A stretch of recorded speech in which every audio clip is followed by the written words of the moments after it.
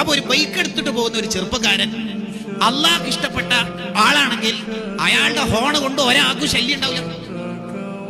അയാൾ നിലവിൽ ബൈക്കിനുള്ള ഏതെങ്കിലും ഒരു സാധനം ഒഴിവാക്കിയിട്ട് ലോകത്തെ മുഴുവൻ ആൾക്കാർക്കും വിഷമം ഉണ്ടാവുന്ന രീതിയിലുള്ള സൗണ്ട് പുറപ്പെടുവിച്ചിട്ട് ഒരു മുസ്ലിം അങ്ങനെ യാത്ര ചെയ്യൂല.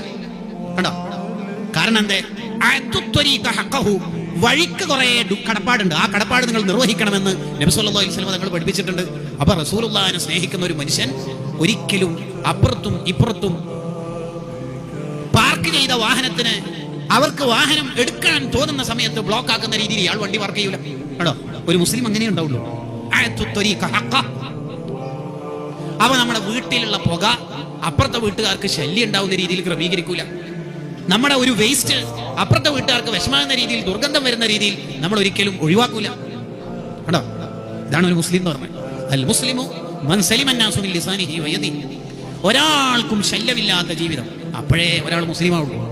പലരുടെയും വിചാരം 2 കൗണ്ടർ കയ്യിലും വെക്കുക, 3 ഓൺലൈൻ മജ്‌ലിസിൽ ഇരിക്കുക, എന്നാ പിന്നെ പൂർത്തിയായി.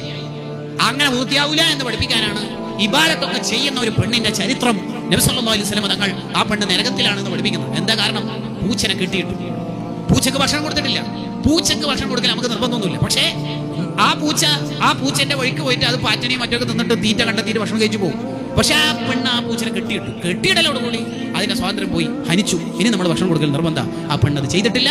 ആ പെണ്ണ് നിസ്കരിക്കാറുണ്ട്. ആ പെണ്ണിന് ഇബാദത്തുണ്ട്. പക്ഷേ ചുറ്റുവട്ടത്തോട് കമ്മിറ്റ്മെന്റ് ഇല്ലാത്തത് കൊണ്ട് ആ പെണ്ണ് നരകത്തിലെത്തി. ഇസ്ലാം വളരെ വൃത്തിയുള്ള മതമാണ്.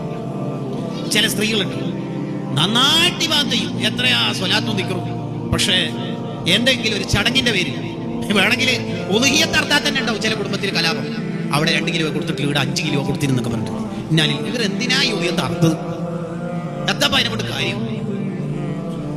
അവരെ കല്യാണത്തിൽ എന്റെ പുതിയാപ്പിള്ള നേരിട്ട് വിളിച്ചിട്ടില്ല, ഫോണിലൂടെ വിളിച്ചിട്ടുള്ളൂ. മറ്റോറല്ല ശരിക്കും വീട്ടിൽ പോയിട്ട് വിളിച്ചില്ല, അതുകൊണ്ട് ഞാൻ പോകില്ല. എന്തിനാ ഉമ്മമാരെ നമ്മൾ ഈ നിസ്കരിക്കുന്നു നോമ്പെടുക്കണൊക്കെ? നമുക്കങ്ങനത്തെ വളരെ വൃത്തികെട്ട സ്വഭാവം ഒന്നും ഉണ്ടാവരുത്. വളരെ വൃത്തി വേണം. ഇസ്ലാമിന്റെ അടിസ്ഥാനം തന്നെ അതാണെന്ന് മഹാന്മാർ ഈ ഹദീസ് വിശദീകരിച്ച് പറയണം.